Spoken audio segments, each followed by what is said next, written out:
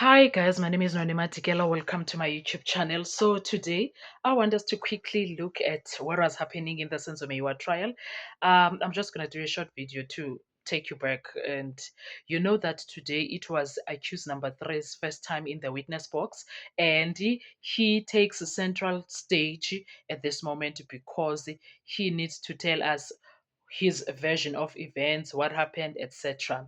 I must admit that I did a lot of lives today on my channel. You can check them out. There's a lot of things that happened there, and there's a lot that is going on. So what has happened is that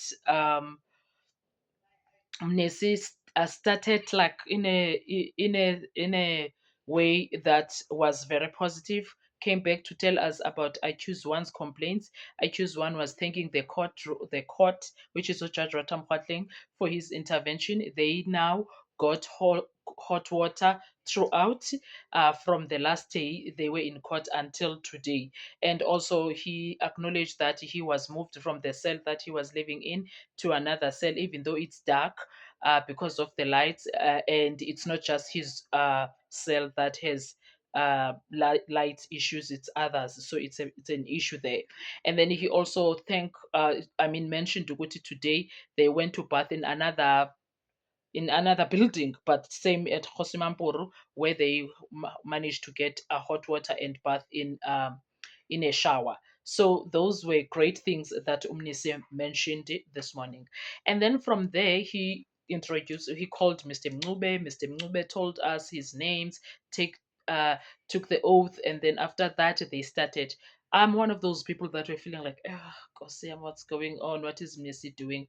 But as the day goes, now I got to understand. Mrs. started to deal with, he called what he was doing, starting with the preliminary points, so that he reminds Mncube of things that they are going to be dealing with.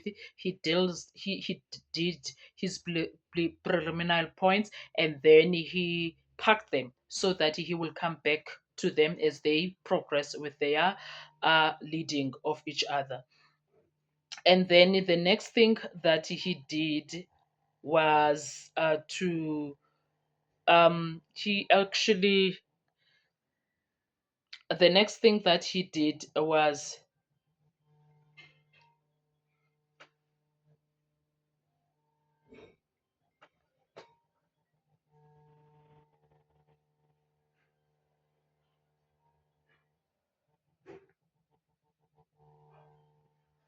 the next thing that he did was the next thing that he did was to talk. Sorry guys, someone was calling me, and that really disturbed me. I'm so sorry. The next thing that he dealt with was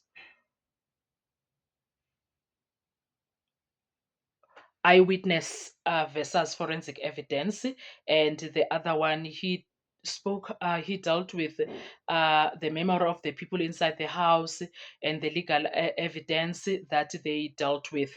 And the other issue was he analyzed a lot with Umnube and asked questions, and then he also touched on the AVL evidence and what happened during Dance's arrest. He spoke about Simpiwe's statement. He spoke about Simpiwe's statement, and he spoke about. He asked Mngube questions regarding the clothing that he was wearing, and then he also read. He was also reading the statements of the people who were inside the house, comparing with Mube now because he's sitting there in the dock.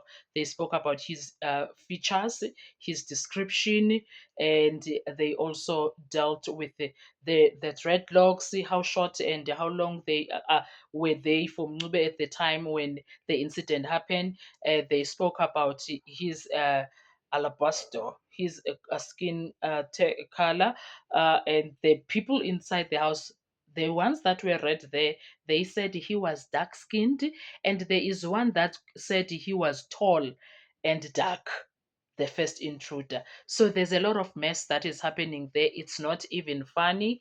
um It's not even funny. There's a lot of mess that is happening there. And then there was a conversation that was quite lengthy when it comes to the eyewitness identification. And then there was quite a lot of revelations when it comes to that. And also, there was a lot of revelations when it comes to the AVL, because the AVL exposed that there is no way that Umukhane would say he was busy taking and commissioning Simpiwe Butele's statement, and at the same time he was driving a car.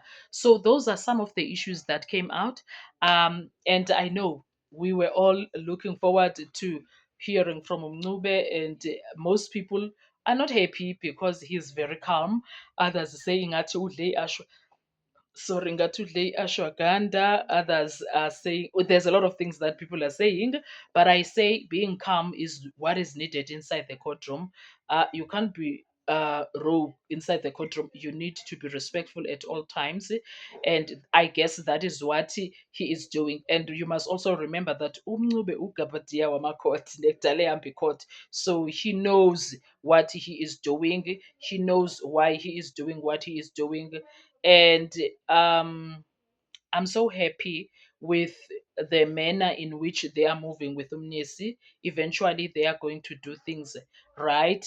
And right now, let me go back now. I won't go into their chronological order. Umncube mentioned ukuthi yena he was never at the house kwaKhumalo akakaze waya, and he mentions ukuthi it's weird how the people that were inside the house are saying the person was wearing a khaki whitish jacket, but that day he was wearing all khaki.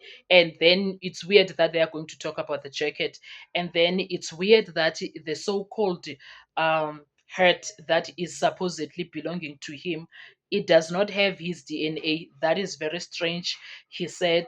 And then he also said that the person that is putting him into this is Gininda, but he has not tell us. He's in fact he still needs to tell us why he thinks Gininda is framing him, because he says he has no knowledge about the death of Senzo Meyiwa. He even says that I was never anywhere near the Kumalo home that day. So those are some of the highlights of what was happening today. And I don't want to lie. I think there's still more where all of this was coming from, and I feel Ukuti they are taking their time, and I like that Umnisi is not in a hurry. He's taking the slow motion in everything. So those are the things that I can highlight on this video. I don't know about you. What did you hear? What was happening on your side? What was your understanding? Let's talk a comment section. I want to hear your views. Me, that is, those are my highlights. If I forgot anything else, please let's talk about it in the comment section. What are your thoughts? Thank you so much. Bye bye.